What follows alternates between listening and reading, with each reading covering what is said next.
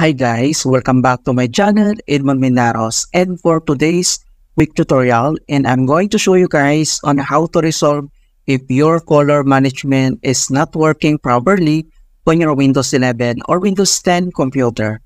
So if you're trying to modify your monitor's color profile and you're having issues, then I'll show you how to fix in a quick method.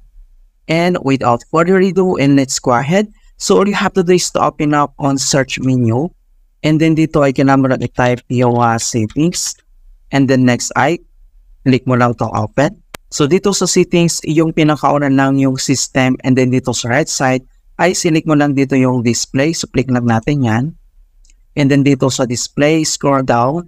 At dito sa related settings, ay kailangan mo lang select dito yung advanced display. So click lang natin ito. So dito sa advanced display and then dito sa display informations, under nito ay select mo lang dito yung display adapter properties for display 1. So click lang natin yan. And then pop up tong kanyang graphics properties. So ang next step, dito lang sa taas ay select mo lang dito yung color management. So click mo lang yan. And then next ay, kailangan mo lang itap tong color management. So click mo lang ito. And then ito na siya. So, color management yung kanyang settings.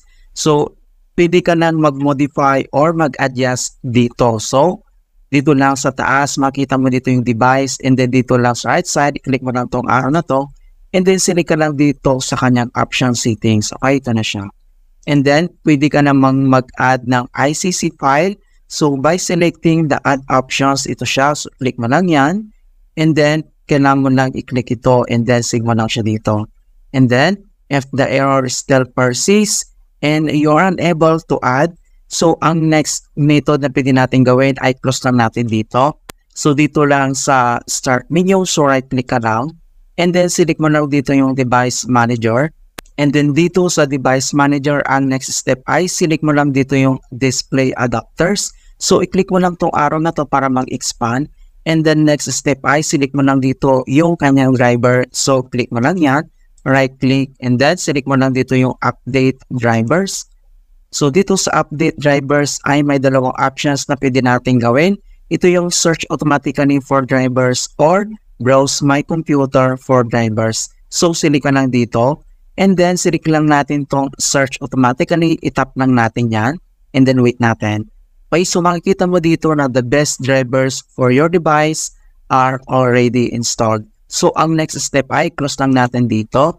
And then dito lang si start menu at kailangan lang natin mag-restart. So, i-click mo lang to restart. Okay, so ganun lang po kasimple kung paano natin i-fix ang color management is not working properly in Windows 11 or Windows 10. And please don't forget to like this video and subscribe to my channel for more quality content. Thank you guys and see you in my next tutorial.